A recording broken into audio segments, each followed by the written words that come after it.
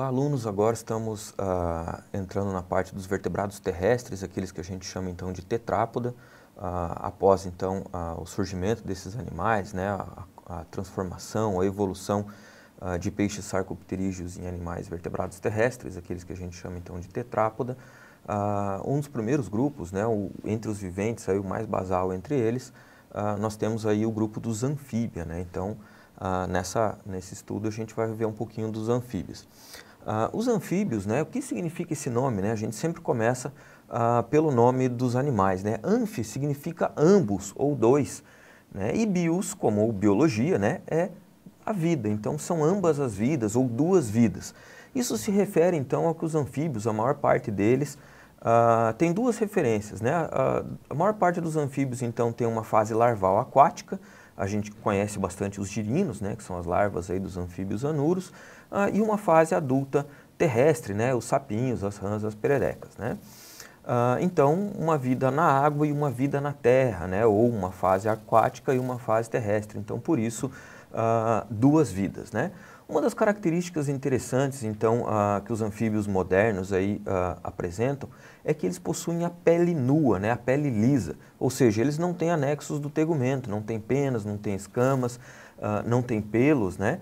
E os demais vertebrados, aí, com exceção dos peixes agnatos, todos eles têm, ou a maior parte deles tem alguma forma de recobrir o seu tegumento, né, com anexos do tegumento, penas, pelos ou escamas.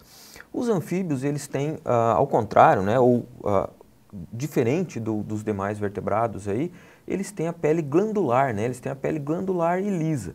Glandular, né, outros bichos têm glândula na pele, mas os anfíbios têm bastantes glândulas na pele e eles secretam muco, né, secretam um polissacarídeo ali que recobre a pele deles, tornando essa pele aí lisa, tornando essa pele também sempre úmida, né? Essa pele sempre úmida vai facilitar. Uma das outras características bastante interessantes dos anfíbios modernos é a pele lisa. Essa pele lisa, né, ela é lisa e glandular, né? Outros vertebrados têm a pele com glândulas também, mas a pele glandular dos anfíbios, ela está secretando um muco, né? Está sempre mantendo essa pele úmida, e essa pele úmida ela é importante por um motivo bastante sério, que é a respiração. Esses bichos fazem respiração cutânea, né? Os anfíbios modernos aí fazem respiração cutânea. O que é isso? Eles respiram pela parede do corpo, ou seja, pela pele, né?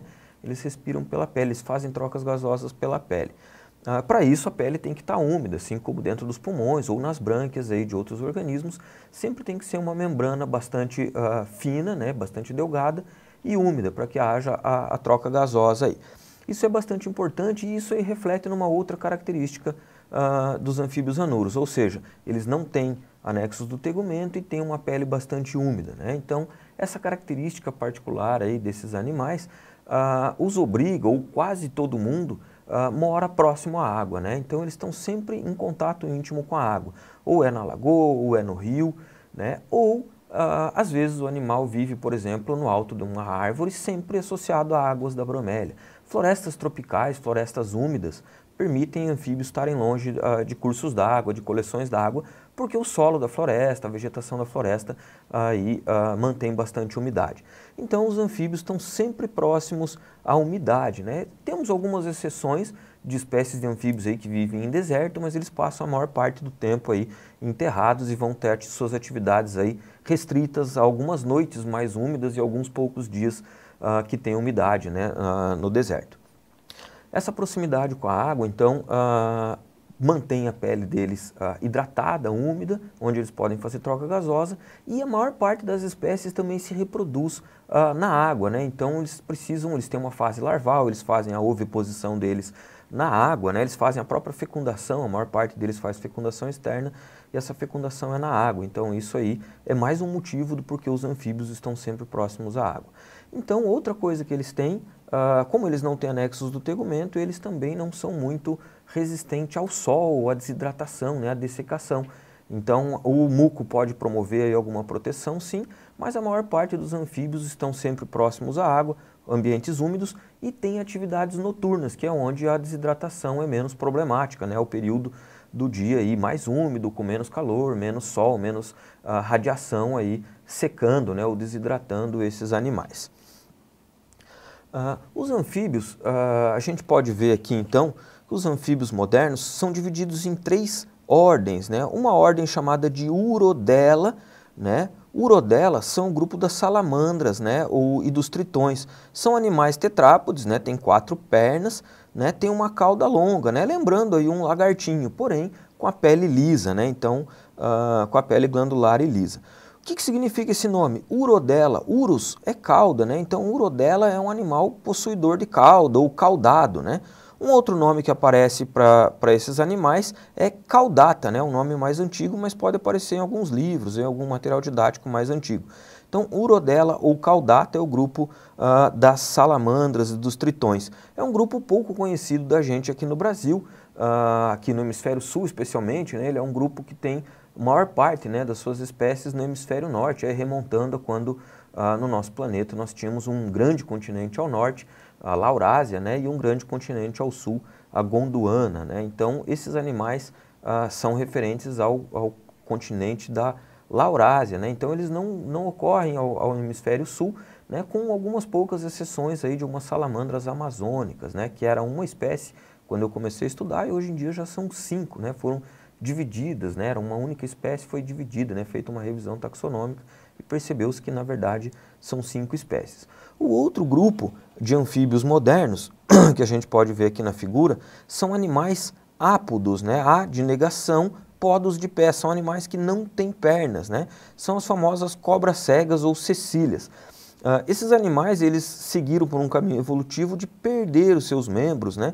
Eles seguiram a ideia da apodização, tem um corpo então serpentiforme, né? São bichinhos aí que se lembram aí, ou que nos lembram as serpentes, né? São bichos aí que viviam, seus ancestrais viviam enterrados, né? E esse hábito fossorial de viver em galerias aí na terra favoreceu, né? Ou selecionou menos membros, né? Então um bicho que se enrosca menos, né? Tem menos, não tem braços e pernas, então seguiu esse caminho da apodização. Isso aparece também bastante comum lá nos répteis, que a gente vai ver um pouco mais para frente na nossa disciplina, onde aparece, né, ou desaparecem os membros várias vezes aí na história dos répteis, né? As serpentes aí são os mais famosos deles. Ok? Então, Gymnophiona ou Apoda, né? É o nome que aparece aí para esse grupo. Gymnos é nu e Ophiona é em relação à serpente, né, de ofídio, né, então uma serpente nua, não tem escamas, né, então é um animal, as cobras cegas ou cecílias. O outro nome que aparece como sinônimo aí é Apoda, né, de negação de pés, né, a negação, podos, pés, né, então sem pés.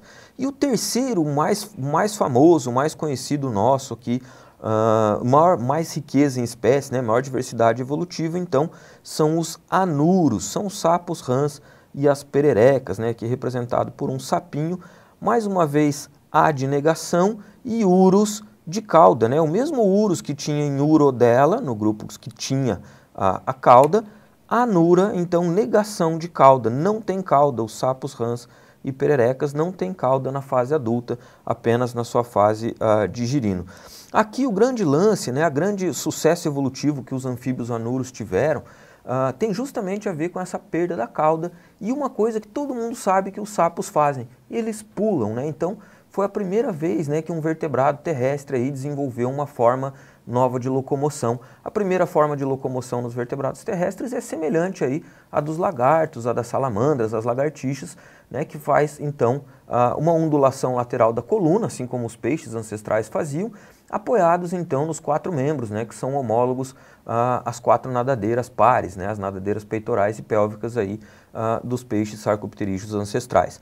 Agora aparece uma novidade evolutiva então no grupo das cecílias, né, o grupo das cobras cegas, chamado Gymnophiona ou Apoda, que foi a perda dos membros, então ela passa a ter o corpo serpentiforme, né, perdeu os braços e as pernas, e se locomove dessa forma, né, serpentiforme. Provavelmente aí uma seleção pelo hábito fossorial desses animais, né, o ancestral deles vivia enterrado, então os anfíbios ápodos aí, os anfíbios Gymnophiona perderam seus membros, inclusive temos algumas espécies fósseis que possuem os membros bastante reduzidos e algumas espécies que só têm as pernas, outras que só têm os braços, mas entre os viventes aí elas são ápodas, né? Não temos espécies com bracinhos e perninhas.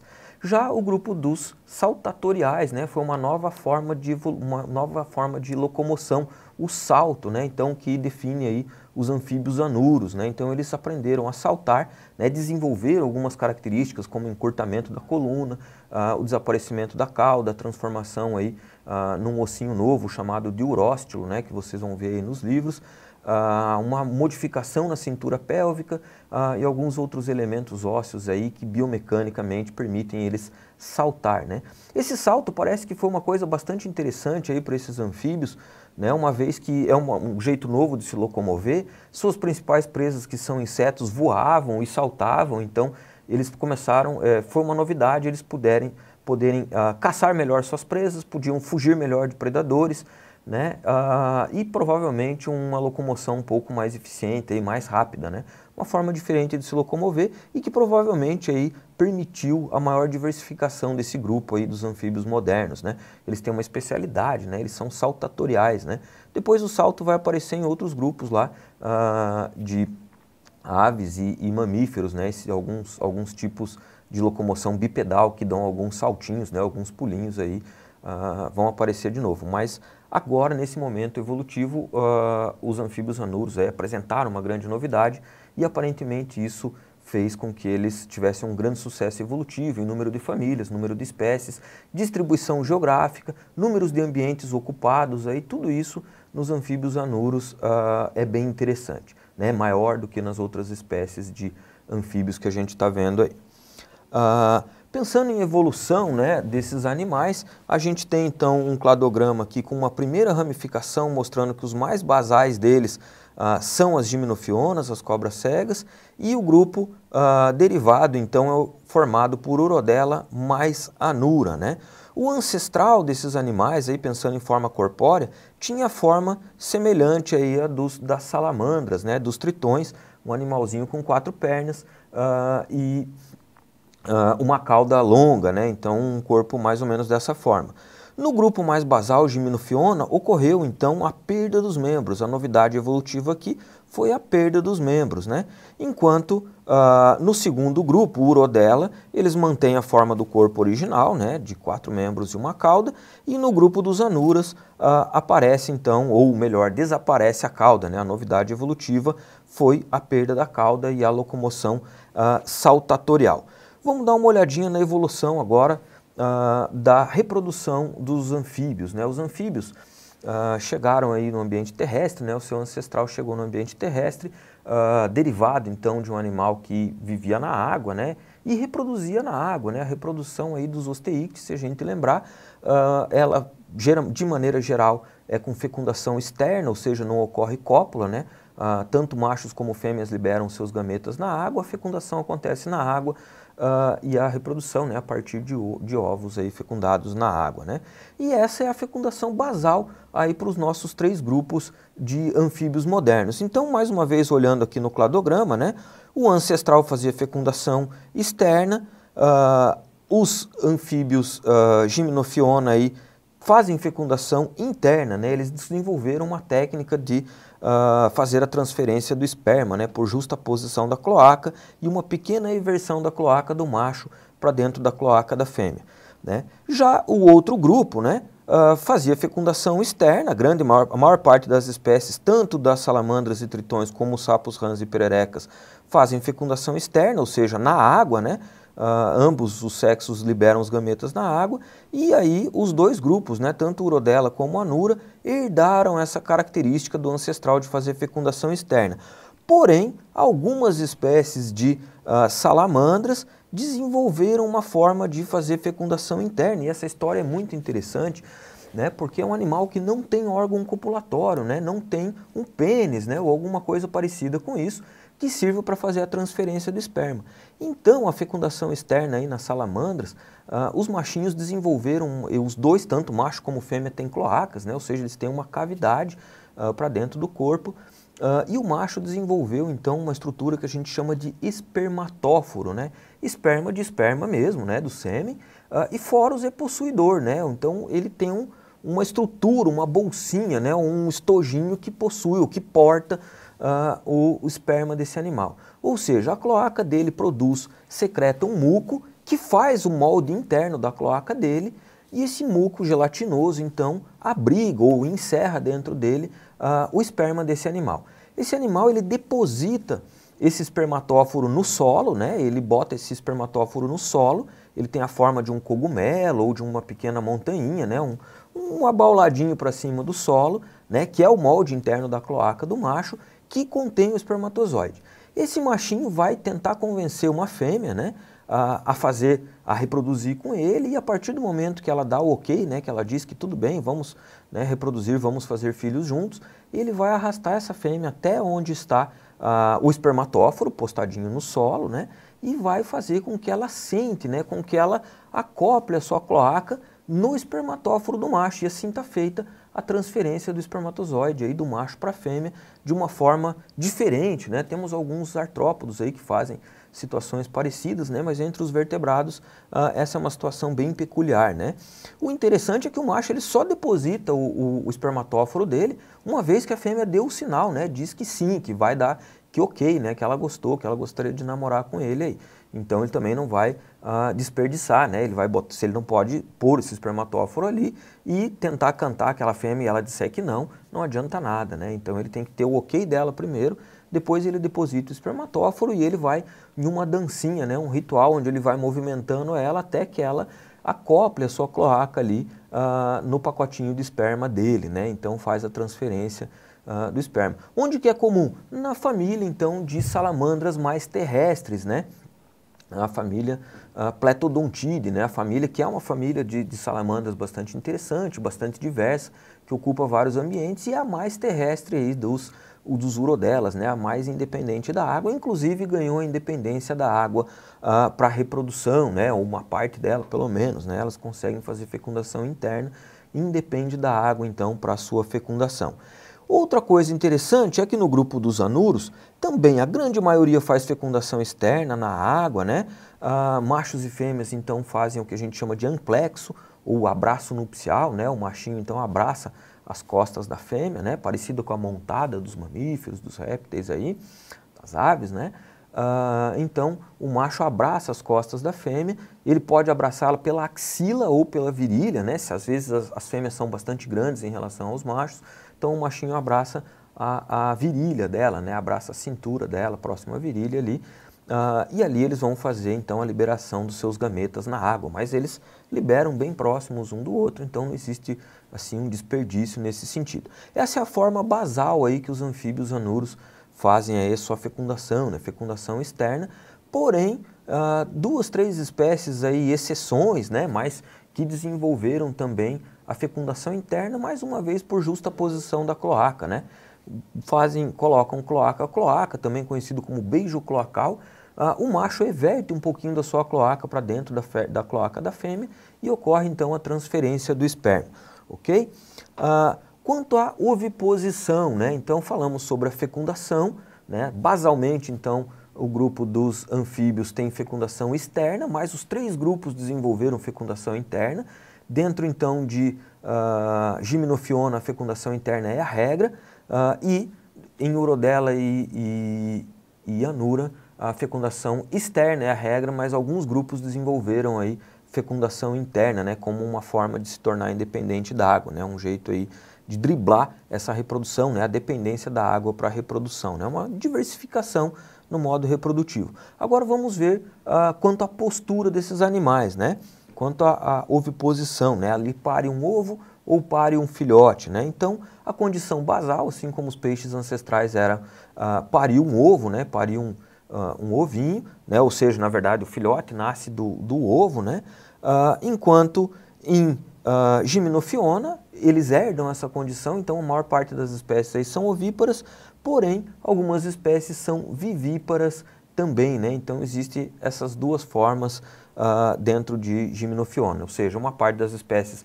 mantém a condição ancestral e um outro conjunto de espécies aí desenvolveu a viviparidade. Uma viviparidade simples, né? Não tão elaborada quanto de alguns tubarões, que a gente viu em outras aulas, mas uma viviparidade assim, que a gente chama então de lecitotrófica, né? A fêmea mantém os ovos no oviduto e esses ovos então os embriões vão ser nutridos pelo vitelo, né, pelos nutrientes do próprio ovo, né, então lecitotrófica, né, se alimenta apenas do vitelo.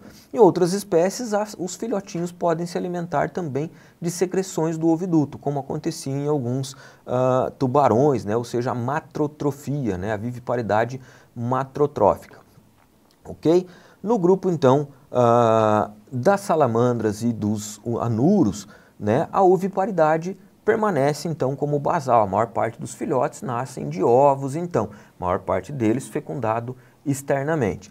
Mas alguns bichinhos dentro das salamandras, incluindo aí algumas daquelas que fazem fecundação interna, alguns bichinhos desenvolveram aí a viviparidade, né? Algumas espécies desenvolveram a viviparidade e também no grupo dos anuros, né? Bem poucas espécies de anuros fazem viviparidade, mas existe também essa forma, ou seja, uma diversificação aí da reprodução. Ou seja, mais uma vez, basalmente as espécies mantêm herdaram, né, a condição ovípara, mas dentro de Gymnophiona aparece a oviparidade e a viviparidade, e nos outros dois grupos a regra é a oviparidade, porém aparece a viviparidade em alguns grupinhos ali, poucas espécies. Ok? Quanto ao desenvolvimento desses animais, então a gente já tinha falado, o desenvolvimento desses bichos é desenvolvimento indireto, ou seja, existe uma larva aquática, né? Para os anuros a gente chama então de girino, para as demais espécies a gente chama aí de larva aquática, né? O grupo aí das salamandras. Mais uma vez dentro do nosso cladograma, as Gymnophiona, então as cecílias ou cobras cegas, perderam a fase larval, ou seja, todo o desenvolvimento da fase larval desses indivíduos, né, dessas espécies aí, vai acontecer dentro do ovo ou dentro do oviduto da mãe, ou seja, ele se inclui, né, ou se incorporou no desenvolvimento embrionário desse bicho, e aí quando nasce o filhotinho, seja do ovo ou da mãe, ele já nasce a forma adulta, né? Inclusive as brânquias desses bichos só estão presentes, né? Elas são brânquias externas, só estão presentes aí dentro do ovo, dentro do oviduto da mãe, né? Já no grupo dos anuros e das salamandras, o desenvolvimento indireto continua sendo a regra, ou seja, eles herdaram, né, a condição aí do ancestral, porém, dentro dos dois grupos aparece, mais uma vez, né, algumas espécies aí vão aparecer o desenvolvimento direto, né? Lógico, aquelas espécies mais terrestres que já desenvolveram a fecundação interna, espécies que fazem então, que são vivíparas também, algumas delas aí vão ter o seu desenvolvimento direto, né? Ou seja, já nasce um filhotinho, né? Um filhotinho com a mesma cara do adulto, mas não uma fase larval com brânquias externas, aí, como os girinos, né? Ou as salamandras, né?